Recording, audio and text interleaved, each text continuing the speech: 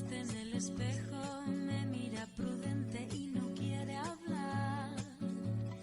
Hay un monstruo gris en la cocina que lo rompe todo, que no para de gritar. Cero violencia. Hablemos de igualdad con la palabra y la acción. Noticias, entrevistas y música. Todos los sábados de 12 a 12 y media en www.radioforum.caster.fm. Una venda me tapa los ojos, puedo leer el miedo y se acerca.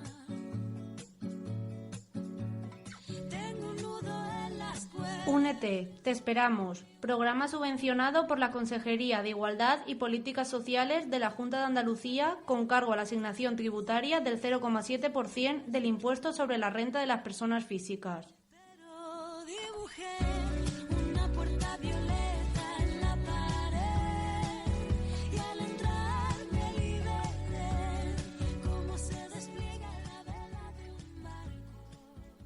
Bienvenidas y bienvenidos a nuestro 16º programa de Cero Violencia, el tren de la igualdad.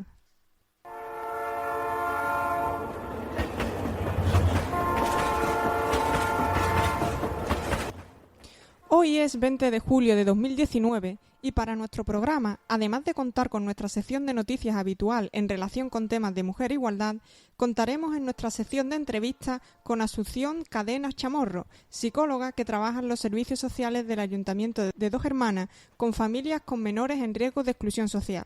Así, dedicamos el programa de hoy al papel de la mujer en la psicología y nos centraremos en nuestra sección de Mujer Célebre en la figura de Jane Addams, activista y reformadora social estadounidense que, junto con un grupo de inconformistas, luchó contra las desigualdades sociales, raciales y de género. Quien les habla es María José Serrano. Bienvenidos y bienvenidas.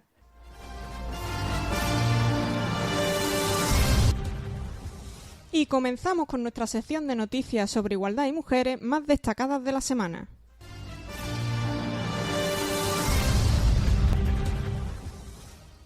Ursula von der Leyen, presidenta de la Comisión Europea.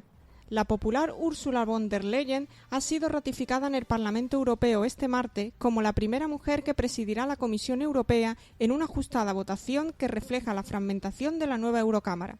La ministra de Defensa de Alemania ha obtenido 383 votos a favor, solo 9 más de la mayoría absoluta necesaria, frente a los 327 votos en contra, 22 abstenciones y un voto en blanco. Con un programa marcado por la batalla al cambio climático, von der Leyen pretende instaurar una ley climática en el continente para que sea el primer neutro del mundo en 2050. Ha prometido, además, defender el imperio de la ley, revertir el bloqueo y lograr el consenso en torno a una política migratoria común, cuestiones sobre las que hasta ahora impera la división en los grupos políticos.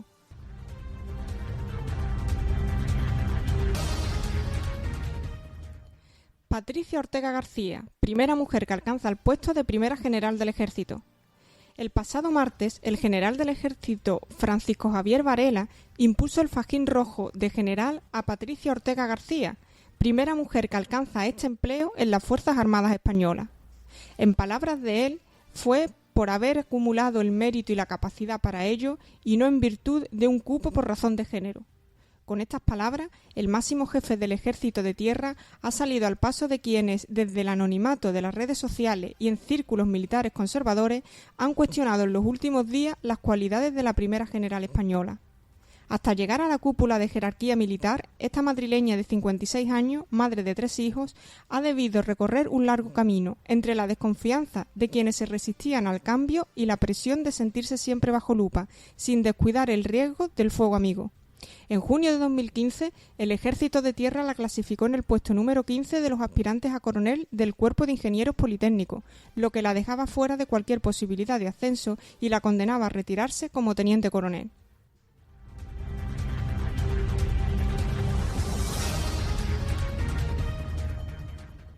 Una mujer salvadoreña se enfrenta a 30 años de cárcel por abortar.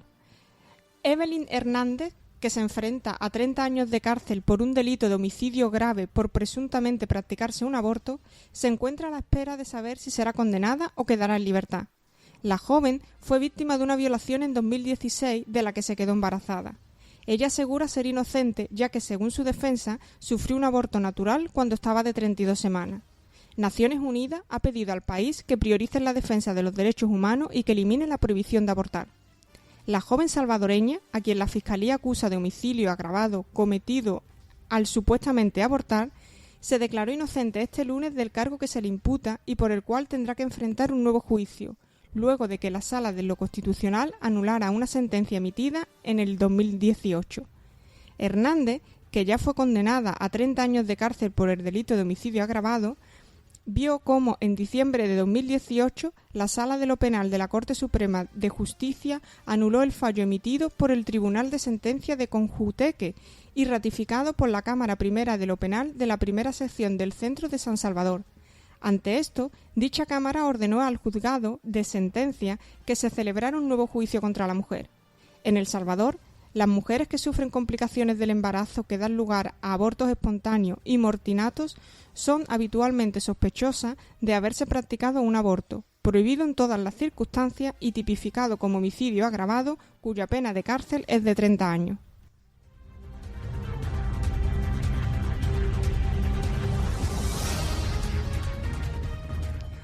Las últimas víctimas de la violencia de género. Esta semana hemos presenciado 2 nuevos casos de violencia de género, uno de ellos en Málaga, en donde un hombre ha matado a su mujer y luego se ha suicidado. Tras la confirmación de este último caso, suman 1.007 las mujeres a las que han matado sus parejas o exparejas desde que existen registros en España, siendo 32 mujeres en lo que va de 2019. Otro caso lo hemos conocido en Alicante, donde otro hombre ha apuñalado a su expareja y a su ex-suegra tras colarse en su casa y esconderse bajo la cama. Las 2 mujeres están fuera de peligro y el presunto agresor detenido. El teléfono de atención a las víctimas es el 016, atiende las 24 horas del día en 51 idiomas. No deja rastro en la factura, aunque hay que borrarlo del registro de llamadas.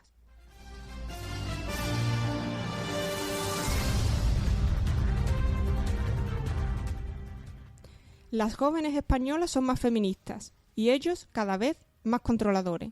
Un barómetro sobre juventud y género refleja avances en igualdad y preocupante resistencia. Ellas avanzan sin pausa, ellos menos, incluso han dado algún paso atrás. En los 2 últimos años, entre los más jóvenes ha crecido la idea de que pautas de control como mirar el móvil de la pareja si piensas que te está engañando es normal. En 2017 lo creía un 14% y ahora un 16,5%. Y aunque es una minoría, se ha doblado el número de chicos que creen que las desigualdades no existen, del 2,2% al 4,1%. Así es el panorama de la igualdad en España para los más jóvenes según el segundo barómetro Juventud y Género, elaborado por el Centro Reina Sofía sobre Adolescencia y Juventud de la Fundación de Ayuda contra la Drogadicción, presentado este lunes. El resultado de esta investigación bianual es una situación cada vez más polarizada.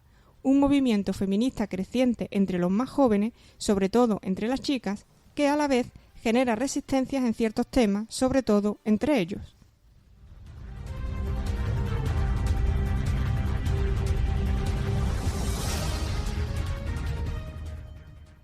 La brecha salarial explicada por el fútbol femenino de Estados Unidos. Las campeonas mundiales protagonizan una batalla judicial para recibir lo mismo que sus pares masculinos, notoriamente inferiores en el campo de juego. Ellas han levantado 4 copas del mundo, ellos ni una. Ellas han ganado 4 medallas de oro en los Juegos Olímpicos, ellos 2, pero de plata y bronce. Las diferencias también son odiosas en los salarios.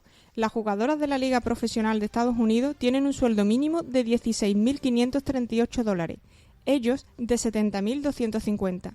Esta brecha, tan asumida en otros países, no se vive con la misma naturalidad en una nación en que casi el mismo número de mujeres y hombres juega fútbol en el instituto. Por eso, cuando las campeonas del Mundial de Francia alzaron la copa, las cerca de 60.000 voces del estadio de Lyon lo celebraron al grito de Equal Pay, equidad salarial, equidad salarial.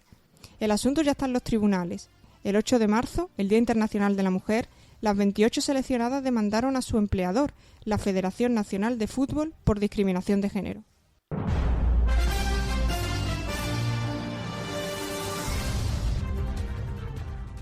Y hasta aquí las noticias más destacadas de esta semana. A continuación, vamos con nuestra sección de entrevistas. Una niña triste en el espejo me mira prudente y no quiere hablar. Hay un monstruo gris en la cocina que lo rompe todo, que no para.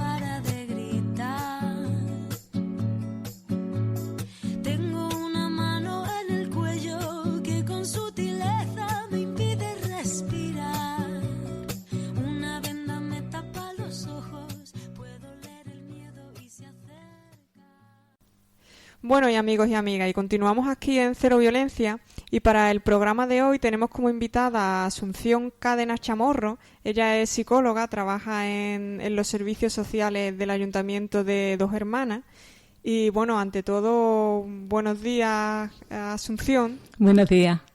Creo que quieren mejor que te llame Susi, Sí, ¿no? mejor, mucho mejor. Bueno, pues te llamaré Susi entonces a partir de ahora. En primer lugar, bueno, Susi, darte las gracias por haber venido hasta Radio Forum y el que te podamos hacer esta entrevista. Y bueno, me gustaría saber, ya que eres psicóloga, cómo es que una mujer como tú llega al ámbito de la psicología. Pues no fue mi primera opción, debo de reconocerlo. De pequeña me gustaba todo el tema de la ciencia, pero sí es verdad que estaba decidiendo qué podía hacer y por otra parte sí sabía que se me daba muy bien escuchar a la gente. En mi familia somos familia numerosa y siempre es verdad que, aunque no sea la mayor, que soy la tercera, casi todos han ido desembocando hacia mí para consultar sus problemas y demás. Y todos me decían, tú serías una buena psicóloga. Esa lo tenía como una de las opciones, pero intentaba tirar por otro tipo de carrera. Me gustaba todo el tema de los animales y orientándome por ahí. Pero finalmente, no sé, vi algunas cosas que leí, algunos libros y demás, y opté, digo, ¿por qué no? Vamos a intentar lo de psicología, probando, pensando que no lo iba a continuar. Pero la verdad es que me gustó. No tanto la carrera, sino lo que hice después. El trabajo posterior, porque la carrera es más, por lo menos al inicio, cuarto y quinto, que es ya la especialidad, porque yo la hice cuando todavía eran 5 años. La licenciatura. Exacto.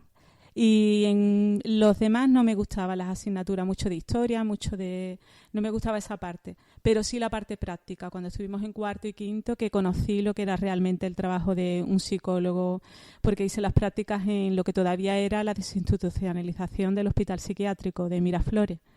Y la verdad es que se desarrolló un trabajo muy bonito con deficientes mentales que se estaban desinstitucionalizando y me gustó. Me abrió ahí un campo, luego seguí trabajando en otras cosas, no relacionado directamente con psicología, de monitora de tiempo libre, porque me costaba encontrar el trabajo dentro de psicología. Y finalmente entré aprobando unas oposiciones de algo que no estaba en sí relacionado, en este ayuntamiento de Dos Hermanas, de administrativo, y me dieron la oportunidad de entrar en este programa como psicóloga en el equipo de tratamiento familiar, porque sabían que estaba opositando por otro tema que no tenía nada que ver, que era de prisiones. Me gustaba también todo lo que era la psicología en el ámbito de prisiones, porque también soy criminóloga.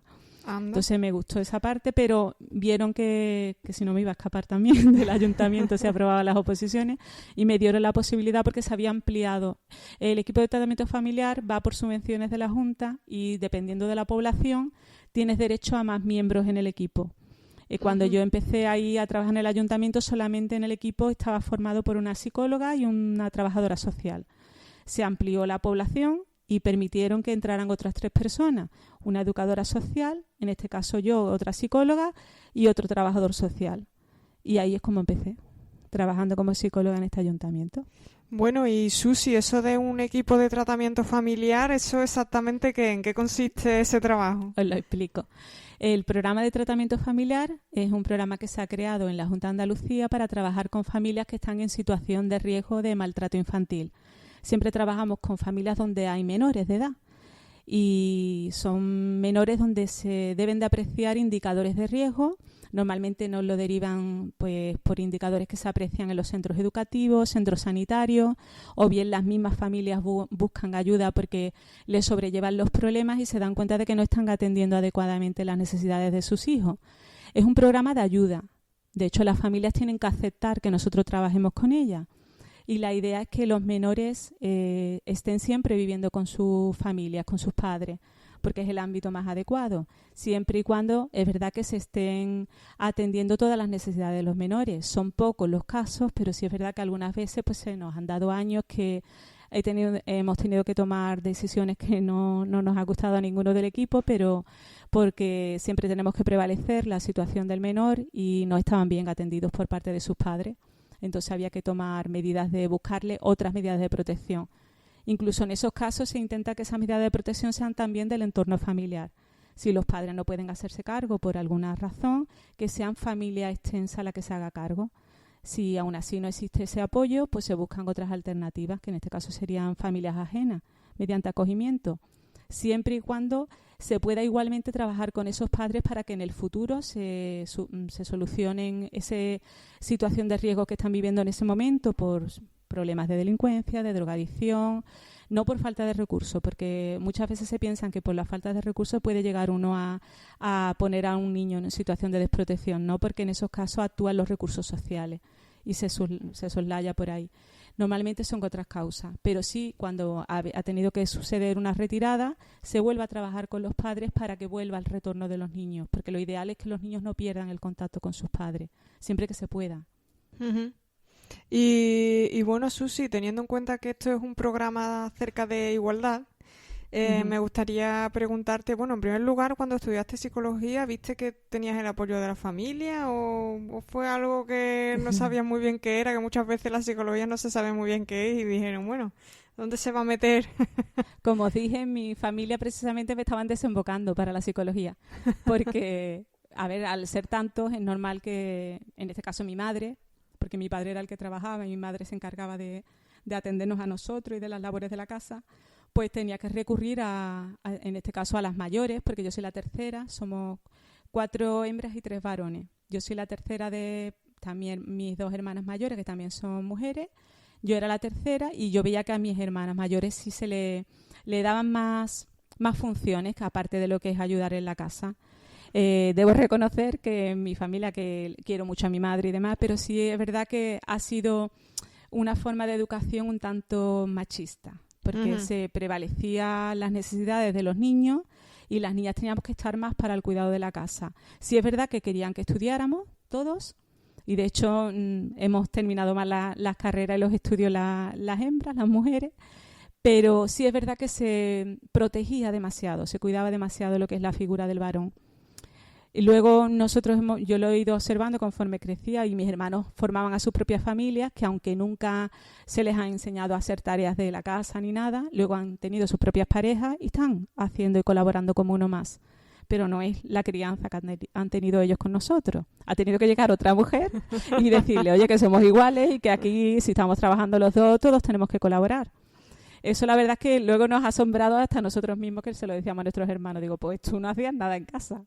Y eso poco a poco pues, te ayuda un poco a librarte un poco de cuando vas incluso en el trabajo a decir que tú eres una más y si estamos desempeñando las mismas labores, tienes los mismos derechos reconocidos y no por el hecho del sexo ni por el tiempo trabajado. Yo también pienso que porque lleves más tiempo no tienes que ser mejor a otro. Y no lo estoy hablando ahora por el tema del sexo. Algunas veces por la experiencia dicen, no, yo llevo más años trabajado y sé más que tú. Dependiendo, porque yo me he encontrado de todo, que te dan vueltas. Pero yo debo reconocer que en mi trabajo en sí no he notado esa discriminación. Entre otras cosas porque en servicios sociales abundamos las mujeres.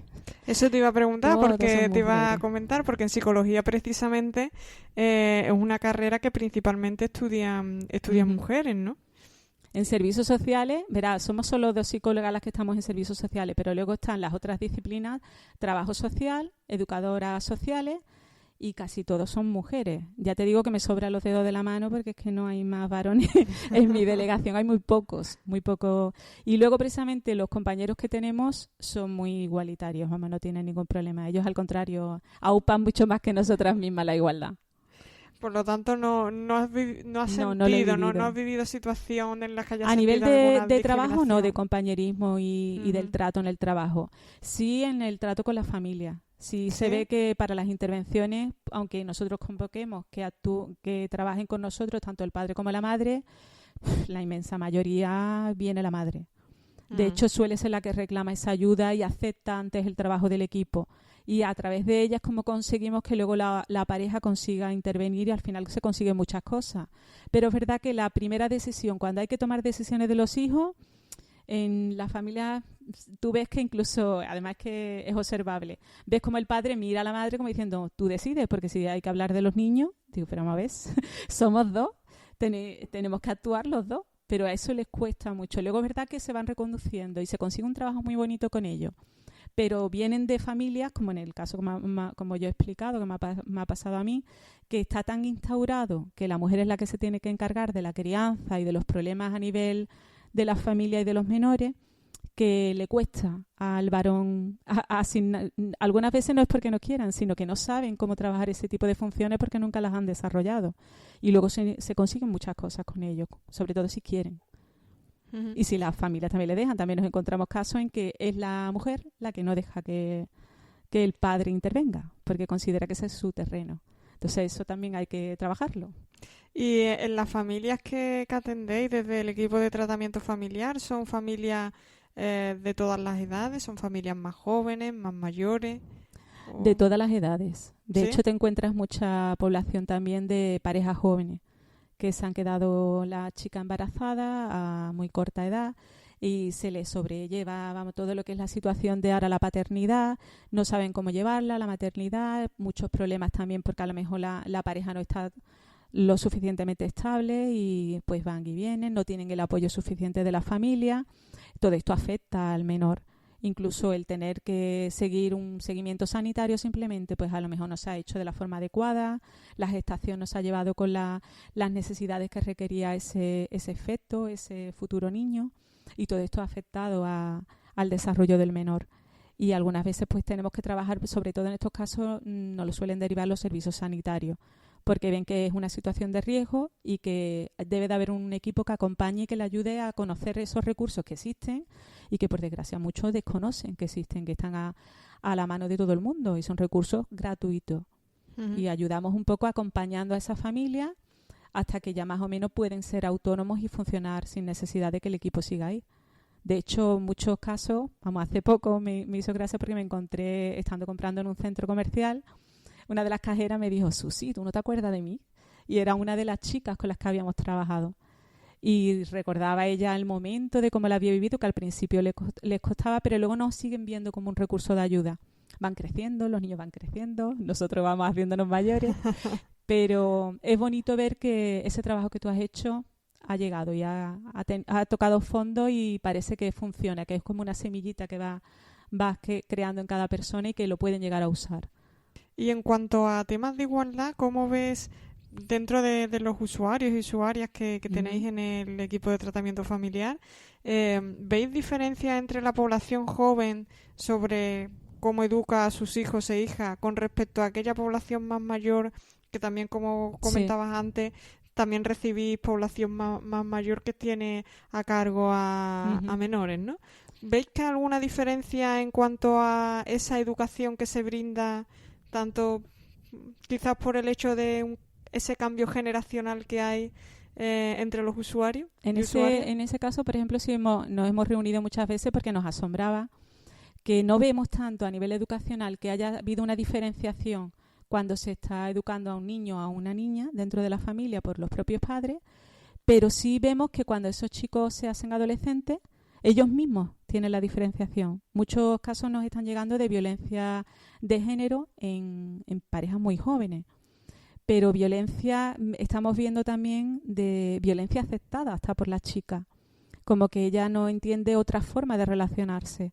Y trabajar esto es muy complicado porque se está instaurando y también muchos medios que nosotros ya no controlamos tanto por medio de Internet, los medios audiovisuales, todo lo que llega, muchos programas que están haciendo mucho daño y que siguen televisivamente y por desgracia están muy enganchados los chicos y se comparan con esos patrones como si fueran las figuras que tienen la imagen a desarrollar. Y ya te digo que nos encontramos muchos de estos casos que no son ni la chica la que nos lo dice, llega a ser el chico el que reconoce que esa situación a lo mejor no es la más adecuada, pero lo viven como natural. Y yo hacía mucho tiempo que no veía eso de por ejemplo, aceptar que una persona para estar contigo te pueda poseer. Hacía tiempo porque lo vemos en los medios, pero no tan a menudo y menos de un chaval y de una chica. Y que la chica reconozca que eso tiene que ser así. Y nosotros, pero ¿en qué? Es que te echan las manos a la cabeza. Digo, claro. ¿Dónde estamos retrocediendo ahora? Y por desgracia no creo que esté viniendo del tema de la educación, sino porque ahí tenemos otro mundo y es Internet. Y muchos blogs que se están metiendo, muchos chats. Y ahí es verdad que se está haciendo muchos estudios y se está intentando investigar también a través de las fuerzas y cuerpos de seguridad. pero cuesta y mucho llegar. La verdad es que tenemos que abrirnos mucho más porque también somos generaciones que no vivimos este mundo de Internet ni este mundo audiovisual, pero por desgracia las generaciones futuras van a ser así y tendremos que adaptarnos para evitar que lo que se ha estado consiguiendo hasta ahora se trunque todo por un medio que no estamos manejando nosotros. Yo como profesional reconozco que ahí me he encontrado una traba, que la superaré, pero me encuentro una traba y me cuesta llegar a esos chicos porque ellos mismos me dicen, Susi, pues métete aquí, ve tú cómo vivimos nosotros este mundo. Digo, pero esto ¿cómo puede ser? Y llega la violencia a suceder en medios que no es una relación personal directa. Es todo a través de lo que pongo o no pongo porque subo una foto y me meto con una foto y dejo que los demás compartan y llegue a formarse un acoso, llega a formarse una situación de violencia de todo tipo. Y es muy numeroso, por desgracia. En las familias que nosotros estamos viendo, sobre todo cuando hay adolescentes, pues te puedo decir que la gran mayoría se dan en estos casos. Vaya. Y con respecto, si hicieras una retrospectiva a cómo empezaste tú en este ámbito y no sé si podrías decir que ha habido un cambio a nivel de familia con respecto a las familias que podían llegarte cuando empezaste a trabajar aquí, o no, o consideras que más o menos las mismas problemáticas que se daban o que se dan ahora eran las mismas que se daban entonces y por lo tanto no ha habido como un avance en ese sentido. Te entiendo. Sí que ha cambiado bastante. De hecho, empezamos con familias en situación de riesgo en zonas desfavorecidas, problemas a nivel de precariedad económica, desempleo, problemas de delincuencia, de consumo de sustancias tóxicas, alcohol. Y ahora nos están llegando muchos casos que no precisamente son estos problemas los que se dan, sino no sabemos muy bien si es porque se ha ampliado el recurso del programa a otro tipo de familias, porque se está conociendo más cómo funcionamos, y algunas veces los problemas que hay en las relaciones con los niños están haciendo que nos lleguen familias que precisamente el nivel adquisitivo es de medio a alto, pero que siguen teniendo problemas con los chavales. Y piden la ayuda profesional que algunas veces no les llega por otros medios. Es verdad que algunas veces son derivados estos casos por los medios, como os decimos, centros sanitarios, centros educativos, porque los chavales a lo mejor tienen alguna patología mental y están siendo atendidos en salud mental y les hablan ellos de nuestros recursos porque sería apropiado a lo mejor y les podría ayudar a solventar esas dificultades que tienen en algo tan básico como es la comunicación con sus hijos. Son ya adolescentes que no tienen ningún tipo de comunicación con los mayores, en este caso con sus padres, y se producen graves problemas de fugas, de delincuencia, de situación de violencia, de filioparental, de los hijos hacia los padres, y el recurso del equipo puede ayudar un poco a solventar un poco este problema. De hecho, se ha ampliado mucho la facilidad para que nos puedan derivar los casos. Antes solamente era a través de los servicios sociales, pero se está ampliando porque hemos hecho un poco de publicidad del equipo tanto a los centros educativos, centros sanitarios, para que haya una vía abierta para que sea más fácil que nos lleguen los casos. Porque, como todo en la administración, tienes que pasar muchos tramos burocráticos y a lo mejor te derivan un caso, primero pasa por los servicios base, luego se va dejando ese papel ahí en el montón hasta que llega a nosotros y se está intentando que se agilice, sobre todo porque estamos hablando de menores y no podemos esperar a que pasen 3 años para ver a un menor cuando los cambios son muy distintos si trabajas con un menor cuando empieza ese problema a cuando ya el problema ha surgido y ya se ha instaurado. Como pasa en muchos casos de que nos llegan de chavales que ya están con consumos de sustancias tóxicas. Es más difícil trabajarlo y algunas veces el problema se podría haber trabajado mucho antes. Uh-huh. Y como te comentaba antes, el papel de la mujer en este sentido a lo largo de los años que has podido ver casos de este tipo, ¿ves que ha habido una evolución en cuanto, por ejemplo, a las relaciones de pareja que ves actualmente y de los casos que te llegan con respecto a los casos que veías hace unos años? ¿Consideras que esas relaciones han sido más o son actualmente más igualitarias o realmente no existe esa diferencia cuando estamos hablando ya de por sí de familias que tienen una serie de dificultades, ¿no? Que por eso llegan a este servicio? Sí, notamos más que nada en la diferenciación en cuanto a que la mujer parece que es más consciente de que tiene unos derechos y los quiere legitimar. Pero también se encuentra con la traba, a lo mejor en este caso de la pareja, que no acepta tanto el que pueda ejercer esos derechos. Pero sí se ve que anteriormente, cuando empezamos, la mujer lo asumía y no parecía que lo reivindicara, y ahora sí se ve esa lucha de la mujer por reivindicarlo. De hecho, muchos casos que se dan en las familias de separaciones son porque no llegan a ese acuerdo y prefiere entonces la separación. Y es normal, es lícito, porque toda la carga la está teniendo la mujer en este caso, y pues si toda la carga la tiene y puede ella, está demostrando que funciona independientemente, no le hace falta a la otra pareja que al fin y al cabo le está creando más peso y más carga. Y se dan algunos casos. En ese sentido sí hemos notado una variación, por lo menos en el sector de trabajo que desarrollamos nosotros.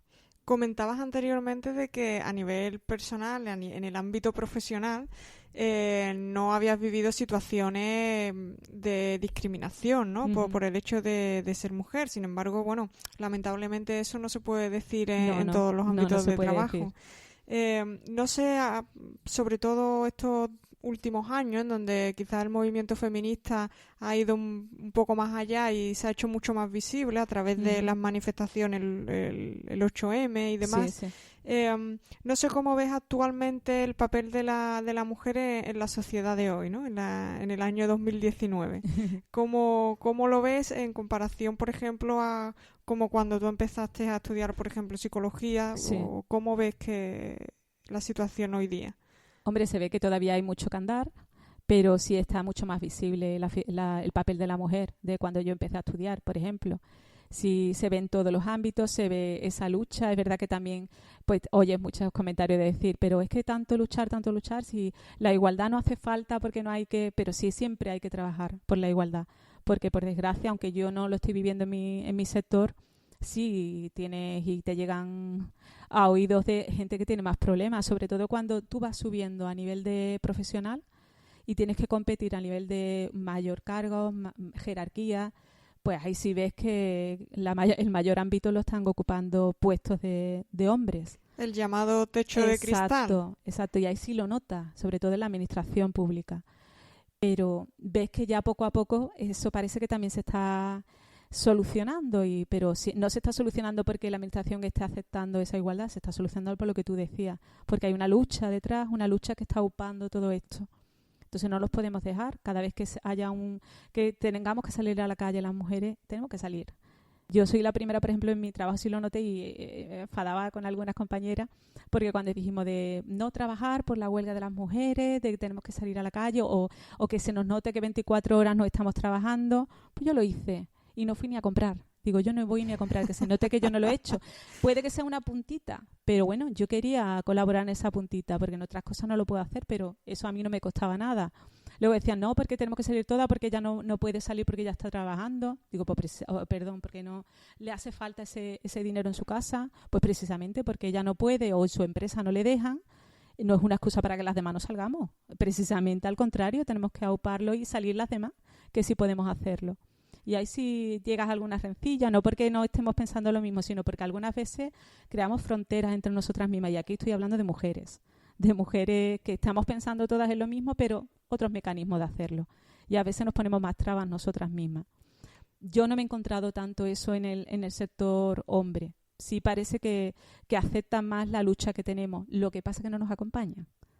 Es lo que sí veo, lo aceptan que tú, pero le cuesta más el ponerse en tu lugar, entre otras cosas porque no lo han vivido y porque son hombres, no podemos olvidarlo. Tampoco creo que haya que equipararse en todo, sino que si hay un puesto que desempeñar, el que mejor valga para ese puesto da igual el sexo, da igual la edad, da igual la experiencia, que lo desempeñe.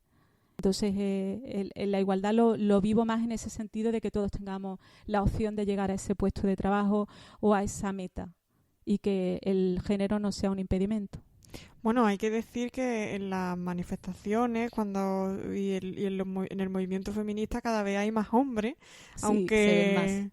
Aunque sí es cierto que a veces nos resulte a las mujeres insuficiente y queramos que existan todavía más, ¿no? Sí que es verdad. Pero una de las cosas que a mí sí me llamó la atención, sobre todo en estos últimos años, ¿no? Donde el movimiento feminista como parece que ha resurgido y se muestra mucho más visible, es precisamente la cantidad de hombres que también han salido a las calles, ¿no? Para para reivindicar precisamente el tema de la igualdad. Y de hombres y de personas mayores que a lo mejor nunca o no habían tenido la oportunidad o nunca se la había presentado y sin embargo ahora están haciendo esa reivindicación, cosa que a lo mejor en otros tiempos no podían. Claro, no lo vivían a lo mejor en su generación, pero lo están viendo en las generaciones de sus propias nietas y quieren los derechos para otras generaciones que le están creciendo en su propia red familiar. Entonces hay muchos abuelos que en su momento pues han vivido una situación más tradicional, sistema familiar en el que la mujer se encargaba del apoyo de la casa y no desempeñaba otras funciones. Él ha crecido en todo eso, pero luego no quiere que su nieta viva esa situación. Y son los que nos estamos viendo, que nos acompañan. Y me parece muy lícito, porque aunque no la haya vivido en su momento y no la haya podido luchar antes, lo quiere hacer para las generaciones futuras. Pues bueno, Susi, para mí ha sido un placer poderte entrevistar hoy aquí en Radio Forum. Uh-huh. Agradecerte que hayas venido hasta aquí, hasta nuestra radio, a conocernos y a concedernos esta entrevista. Uh-huh. Y bueno, nada más. Nosotros y nosotras pues continuamos aquí en Cero Violencia. Una niña triste en el espejo me mira prudente y no quiere hablar. Hay un monstruo gris en la cocina que lo rompe todo, que no para de gritar. Tengo una mano en el cuello que con sutileza me impide respirar. Una venda me tapa los ojos. Bueno, amigos y amigas de Radio Forum, seguimos aquí en nuestro programa de Cero Violencia y a continuación vamos con nuestra sección La Mujer en. Y hoy esta sección estará dedicada a la mujer en la psicología. Tengo una culpa que me aprieta, se posa en mis hombros y me cuesta andar. Pero dibujé una puerta violeta en la pared y al entrar me liberé, como se despliega la vela de un barco. A lo largo de la historia, la psicología ha puesto mucho énfasis en las contribuciones de los psicólogos masculinos como Sigmund Freud, Skinner, Jean Piaget y otros pensadores. Por desgracia, las importantes contribuciones de la psicóloga femenina, a menudo, son pasados por alto en los libros de texto. El predominio de los pensadores masculinos en los inicios de la psicología, sin duda, hace que parezca que ellos eran los máximos contribuyentes a esta apasionante disciplina, pero la realidad es que las mujeres siempre han estado presentes en la psicología. Se estima que en el año 1900, 1 de cada 10 psicólogos en los Estados Unidos era una mujer. Sin embargo, muchas de estas mujeres pioneras en psicología tuvieron que hacer frente a considerables obstáculos y dificultades debido a la discriminación. A la mayoría de ellas no se les permitió estudiar junto con los hombres, se les negaron titulaciones y reconocimientos que se habían ganado a pulso o encontraron dificultades para conseguir posiciones académicas que les permitieran investigar y publicar. Pero las mujeres han hecho contribuciones importantes e innovadoras en el campo de la psicología, a menudo a pesar de enfrentarse a todas las dificultades antes mencionadas debido a su sexo.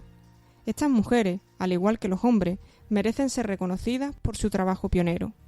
A continuación, vamos a recordar a algunas de estas destacadas mujeres en el campo de la psicología.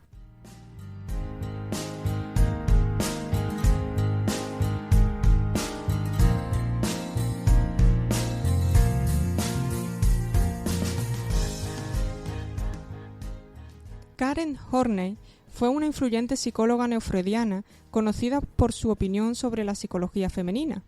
Cuando Sigmund Freud propuso que las mujeres experimentan envidia del pene, Horney respondió que los hombres sufren de envidia vientre y que todas sus acciones son impulsadas por la necesidad de compensar en exceso el hecho de que no pueden tener hijos. Su refutación abierta de las ideas de Freud contribuyó a atraer más atención a la psicología de la mujer. Su teoría de las necesidades neuróticas y su creencia de que la gente era capaz de asumir un papel personal en su propia salud mental estaban entre sus muchas otras contribuciones en el campo de la psicología.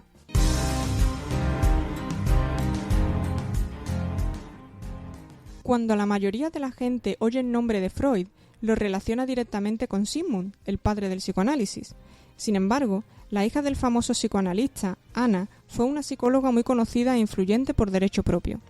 Anna Freud no solo amplió las ideas de su padre, sino que también desarrolló el campo del psicoanálisis de la infancia e influyó en otros pensadores incluidos Erik Erikson. Entre sus muchos logros son la introducción de los mecanismos de defensa y la ampliación de interés en el campo de la psicología infantil.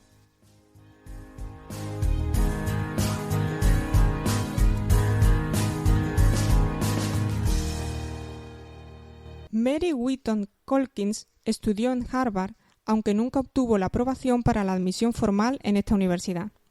Ella estudió con algunos de los pensadores más eminentes de la época, como William James y Hugo Münsterberg, y completó todos los requisitos para un doctorado. A pesar de esto, Harvard se negó a concederle un grado por la única razón de que ella era una mujer. En cualquier caso, Colkins se convirtió en la primera mujer presidenta de la Asociación Americana de Psicología. Durante su carrera, escribió más de un centenar de publicaciones profesionales sobre temas de psicología, desarrolló la técnica de la asociación y se hizo conocida por su trabajo en el área de la psicología del yo.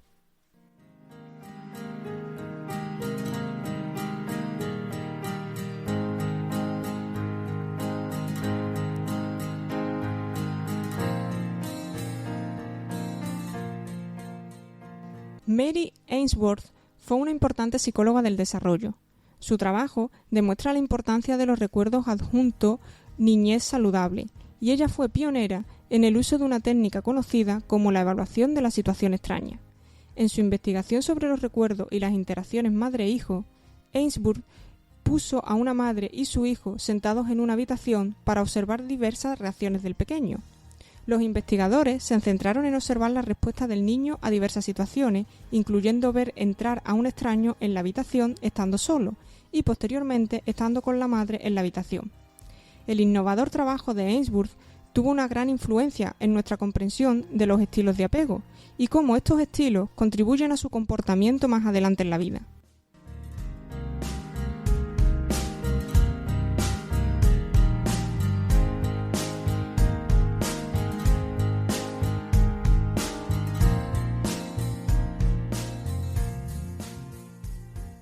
La terapia de juego es una de las técnicas más utilizadas para ayudar a los niños a expresar sus sentimientos y experiencias de una manera natural y útil. La psicoanalista Melanie Klein jugó un papel fundamental en el desarrollo de esta técnica. A través de su trabajo con los niños, observó que a menudo utilizan el juego como uno de sus principales medios de comunicación. Puesto que los niños pequeños no son capaces de llevar a cabo algunas de las técnicas freudianas más utilizadas de la época, como la asociación libre, Klein comenzó a utilizar la terapia de juego como una manera de investigar sentimientos inconscientes, ansiedades y experiencias. El trabajo de Klein la llevó a un importante desacuerdo con Anna Freud, que creía que los niños no podían ser psicoanalizados. Klein sugiere que el análisis de las acciones del niño durante el juego permite al terapeuta explorar el impacto de sus ansiedades en el desarrollo del ego y el superego.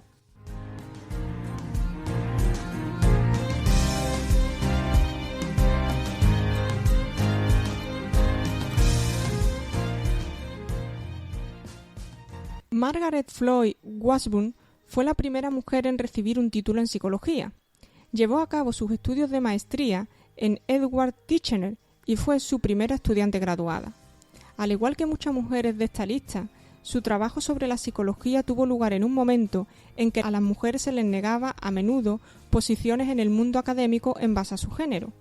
A pesar de esto, ella se convirtió en una investigadora, escritora y profesora muy respetada. Sus líneas de investigación principales fueron las áreas de la cognición animal y los procesos fisiológicos básicos.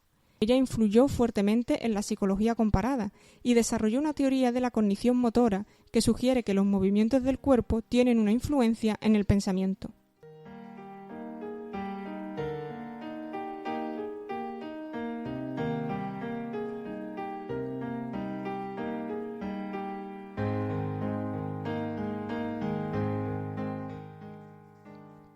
Leta Stetter Hollingworth fue una de las pioneras de la psicología en los Estados Unidos. Estudió con Edward Thorndike y se hizo un nombre por sí misma por su investigación sobre la inteligencia y los niños dotados. Otra de sus contribuciones importantes fue su investigación sobre la psicología de la mujer. La opinión que prevalecía en ese momento era que las mujeres eran intelectualmente inferiores a los hombres y esencialmente semi-inválidas cuando estaban menstruando. Hollingworth cuestionó todas estas hipótesis y su investigación demostró que las mujeres eran tan inteligentes y capaces como los hombres sin importar la hora del mes que era. Sus muchos logros son quizás aún más notables teniendo en cuenta el hecho de que ella no solo se enfrentó a los considerables obstáculos debido a la discriminación de género, sino que también murió a la edad de 53 años. A pesar de una vida tempranamente truncada, su influencia y contribuciones al campo de la psicología fueron impresionantes.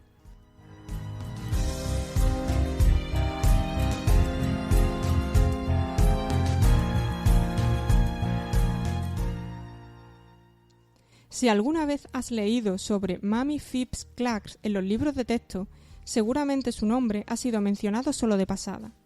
Esto es lamentable, porque Clark fue una psicóloga experimental que hizo muchas contribuciones importantes a la psicología, incluyendo el desarrollo de la prueba muñeca de Clark, famoso experimento con muñecos de color blanco y negro.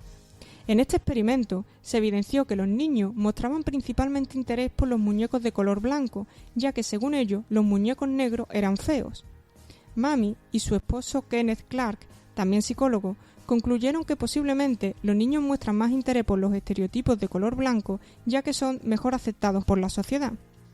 Clark se convirtió en la primera mujer negra en obtener un título de la Universidad de Columbia.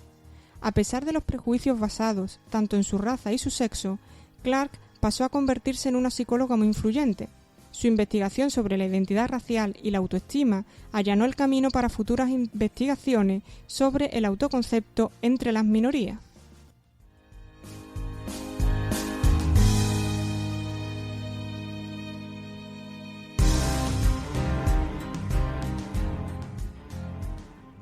Eleanor Maccoby realizó grandes aportes en la psicología del desarrollo. Su trabajo fue pionero en la psicología y las diferencias de sexo, jugando un importante papel en nuestra comprensión sobre cosas como la socialización, las influencias biológicas en las diferencias de sexo y los roles de género. Ella fue la primera mujer en presidir el Departamento de Psicología de la Universidad de Stanford y, por su propia descripción, la primera mujer en realizar sus conferencias en Stanford llevando un traje pantalón. Ella continúa siendo profesora emérita de Stanford y ha recibido numerosos premios por su trabajo pionero, incluyendo el Premio Maccoby, título que lleva su nombre.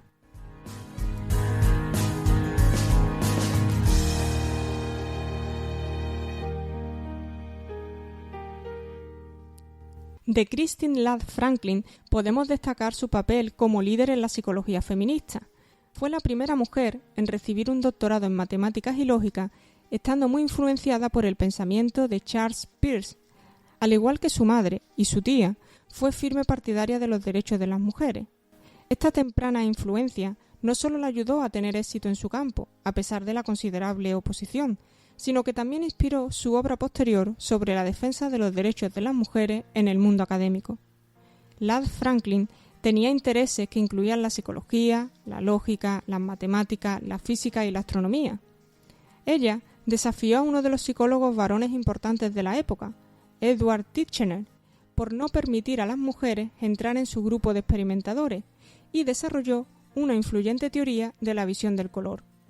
Hoy en día es recordada por su trabajo en la psicología y por su influencia como mujer pionera en un campo que en sus inicios fue dominado por los hombres.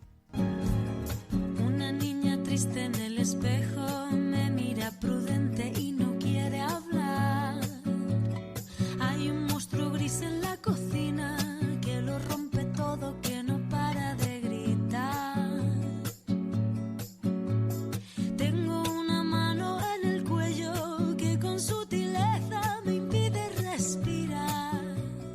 Una venda me tapa los... A continuación, seguimos en Cero Violencia con nuestra sección Mujer Célebre, y en el programa de hoy dedicamos esta sección a Jane Addams, activista y reformadora social estadounidense que, junto con un grupo de inconformistas, luchó contra las desigualdades sociales, raciales y de género.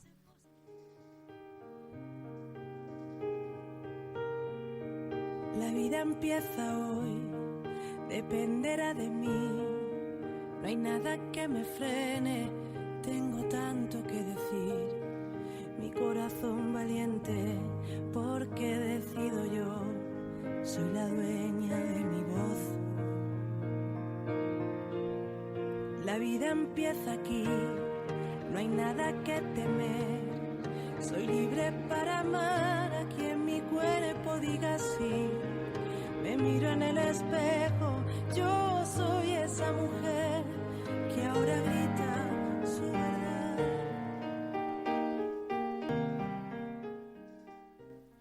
Jane Addams nació el 6 de septiembre de 1860, hija de Sarah Weber y John Huey Addams, político republicano y empresario estadounidense. Era la más joven de 5 hermanos y fue criada en los albores de la Guerra Civil en una pequeña localidad al norte de Illinois. Su madre murió cuando Jane tenía apenas 2 años de edad, mientras que su padre desempeñó su trabajo como senador estatal del Partido Republicano en la segunda mitad del siglo XIX de la mano del presidente Abraham Lincoln. A partir de las influencias de su entorno social y familiar, Jane Addams se formó entre valores y principios como la responsabilidad comunitaria, los derechos humanos y el vínculo civilizatorio de la ética cristiana y las artes.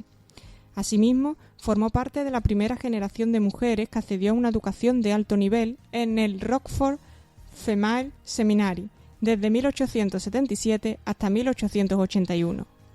De hecho, fue la primera estudiante en recibir un grado oficial de dicha universidad.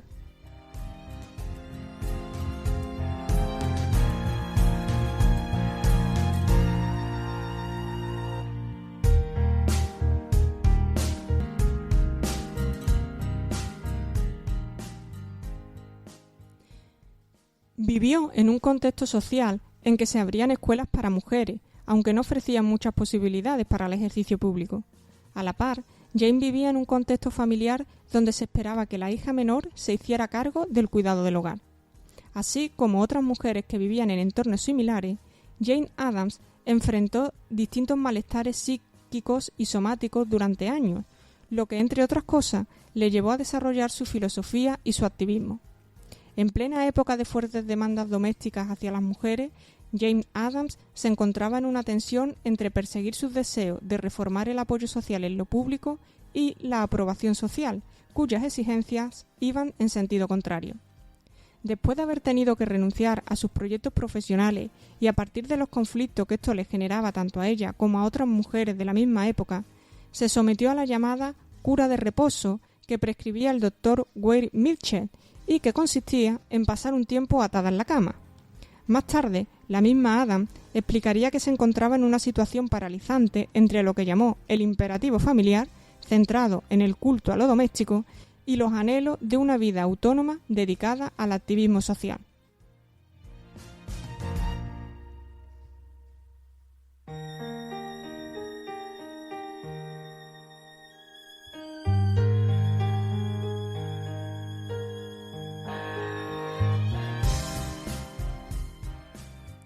La cura de Jane Addams no vendría con dicho reposo, sino tiempo después, cuando terminó por renunciar al papel que la sociedad tenía establecido para ella por su condición de mujer.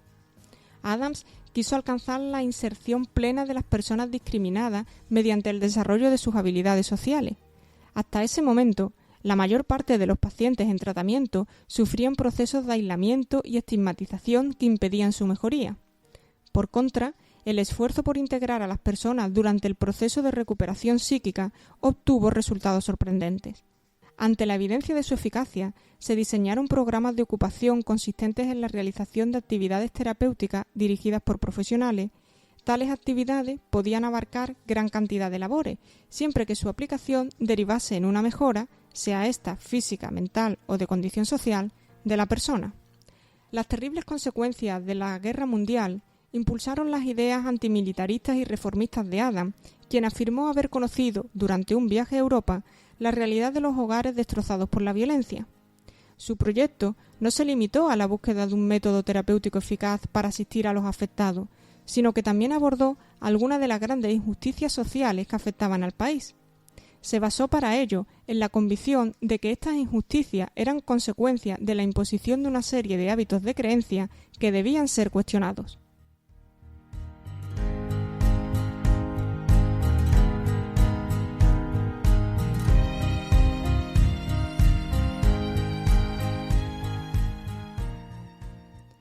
En el año 1889 fundaría, junto con Ellen Gates Starr, la Hull House, centro de ayuda y de formación que acogía a personas con dificultades de inserción. Ellen Gates Starr también había estudiado en el Rockford y compartía con Jane su interés por reforzar el apoyo comunitario y social. Además, comprendía bien la tensión a la que las mujeres se enfrentaban. La Hull House se convertiría en la primera residencia social y progresista de Estados Unidos, así como en una de las primeras casas de acogida para personas desfavorecidas. La Hull House servía también como institución sociológica para mujeres, y pronto se convirtió en el referente de la lucha por las reformas sociales y muy especialmente por los derechos de las mujeres. El nombre de Hull House fue debido a que se instaló en una residencia ubicada en un distrito inmigrante de clase trabajadora en Chicago. Esta residencia de entrada libre había sido construida por Charles Hull en 1856.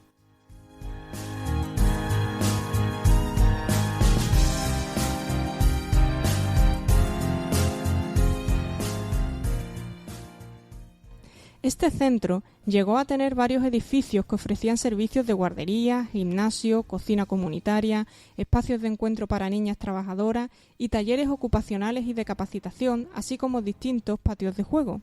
Todo ello a disposición de la población del vecindario, la mayoría inmigrante.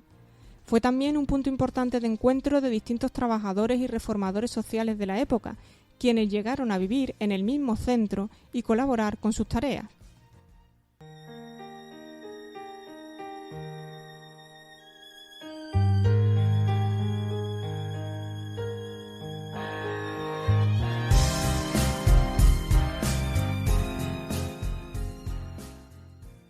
Asimismo, Adams trabajaría junto a George Herbert Mead en diferentes aspectos de la reforma social, como por ejemplo los derechos de las mujeres o la huelga de los trabajadores del sector textil de 1910. Adams enlazó las ideas centrales del interaccionismo simbólico con la teoría del feminismo cultural y del pragmatismo que fundamentaron sus ideas. Actualmente, la Hull House se ha convertido en un museo dedicado a Jane Addams y a las mujeres que trabajaron juntas por la educación y el desarrollo social.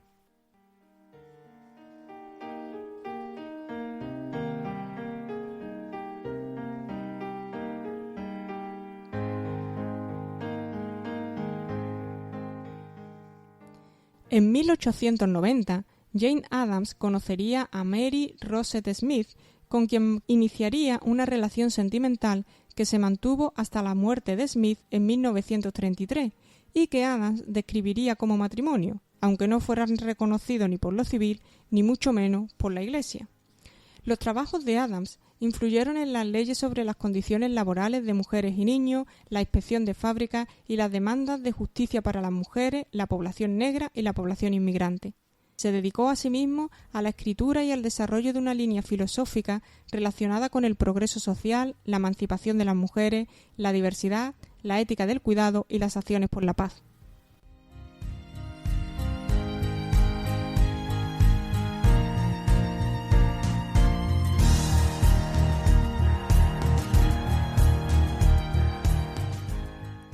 En 1910, Adams fue la primera mujer presidenta de la Conferencia Nacional de Trabajo Social.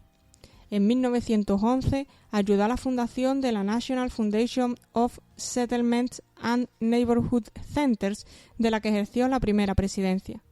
Preocupada por el comienzo de la Primera Guerra Mundial, fundó en 1915 la Women's International League for Peace and Freedom. Se pronunció contra la participación estadounidense en la guerra y apoyó la posición del presidente Woodrow Wilson. El mismo año sería la presidenta del Congreso Internacional de Mujeres de La Haya. Jane Addams también cofundó la American Civil Liberties Union y la National Association for the Advancement of Colored People. Además, fue miembro de la American Anti-Imperialist League y de la American Sociology Association y participó en el movimiento sufragista femenino. Ya en 1931 se convertiría en la primera mujer ganadora del Premio Nobel de la Paz por su compromiso social. El 21 de mayo de 1935 fallecería como consecuencia de un cáncer.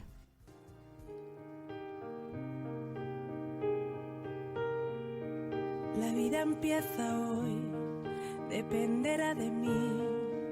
No hay nada que me frene, tengo tanto que decir. Mi corazón valiente, porque decido yo, soy la dueña de mi voz. La vida empieza aquí, no hay nada que temer. Soy libre para amar a quien mi cuerpo diga sí. Me miro en el espejo, yo soy esa mujer que ahora grita su verdad. Bueno, y llegamos al final de nuestro programa, y para despedirlo lo hacemos con la canción ¿A quién le importa? De Alaska, un himno a la diversidad, a la igualdad y al respeto de lo que somos y de lo que queramos ser. Nosotras y nosotros continuamos la semana que viene con una nueva entrega de Cero Violencia, y como siempre digo, no olviden dejar de soñar, porque precisamente son los soñadores y soñadoras los que propician que el mundo pueda cambiar.